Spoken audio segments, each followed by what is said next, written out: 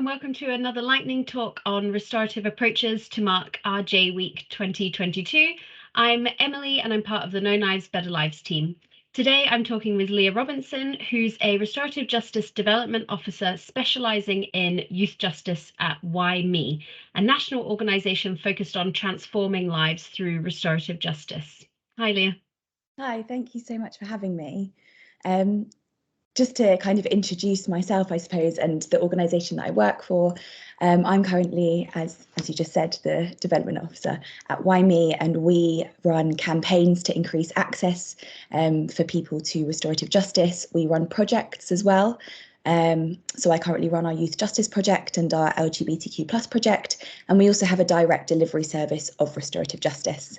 And my previous role was as the victim liaison and restorative justice worker at Slough Youth Offending Team, so I'm very well versed in the youth justice sector.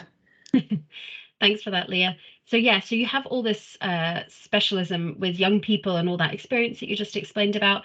How can a restorative approach work for young people specifically? I think one of the key things when working with young people is to focus on the person themselves. So, for example, the restorative language where you use the word harmer and harmed rather than offender or victim or perpetrator or anything like that. And I think it's just really focusing on who they are as a person. How can you work with that person in particular in a way that meets their needs? So when you're working with young people, it's really important to utilise restorative principles, restorative language and practice to make sure that you're not labelling them and you're not making them feel like they're a good or a bad person. You're just focusing on something bad has happened and how can we use a restorative approach to repair the harm that's been caused. Yeah, we have seen that quote used a lot of the problem is the problem, the person is not the problem. Yeah. Definitely, especially when you're working with young people, a lot of the time we talk about working according to trauma-informed practice as well as restorative practice. And some of them might have had particularly, tough upbringings, or they might have actually been a victim themselves prior to being the harmer. So it's just really important to focus on that person as a person and an individual and a person with needs, trying to meet those needs in the best way possible.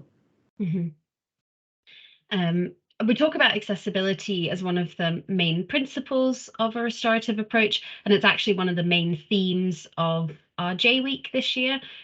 For you, what does accessibility look like for a restorative approach?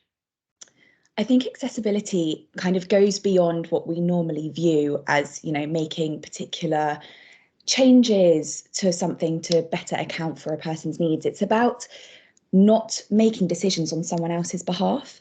So I think as, practitioners, sometimes what we see is a young person might, for example, not be able to read or write. And so the person that's the caseworker or the person that's kind of got working with that young person will say, oh, well, they can't write a letter of explanation because they can't read or write.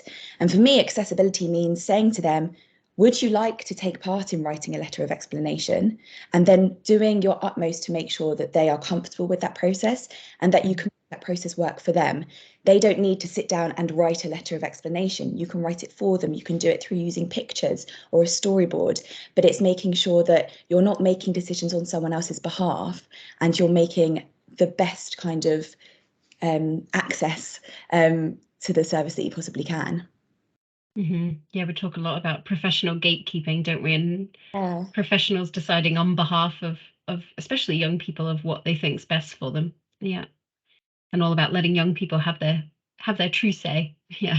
Yeah, definitely. Giving them the opportunity to, it's one of the restorative principles, isn't it? It's based on informed consent. So because it's voluntary, but it goes beyond just taking part in restorative justice, and it goes to the core of working with a young person and actually listening to them, trying to, peel back the layers of the onion to find out what their actual needs are and meeting those needs in the best way possible.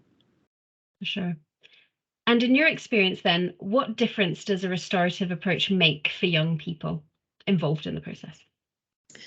I think a lot of the time young people feel like they are being told to do something, or people are working, if you look at the social discipline window, they're working to or for or not with that young person rather than working with them.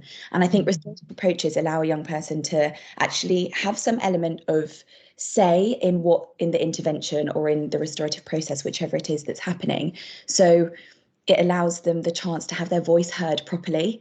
It's one of the things that I find a lot through my current role. I run a lot of restorative circles, and I have people coming up to me and saying, it's amazing to actually have my voice listened to, have my voice heard. It's something that we don't get a lot.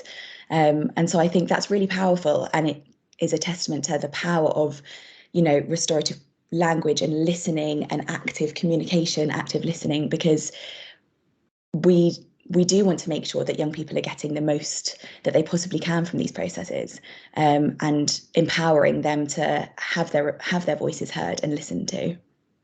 Yeah, for sure. And that's obviously really central to youth work, and a key right for children and young people is to have their voices heard. That's really, really crucial, isn't it? Yeah, definitely. Excellent. Well, thank you so much, Leah, for taking the time today. You can find out more about Why Me in the links below, and also find out more about the work that No Knives, Better Lives is doing on restorative approaches in the links below to our online courses. Thanks so much. Thank you.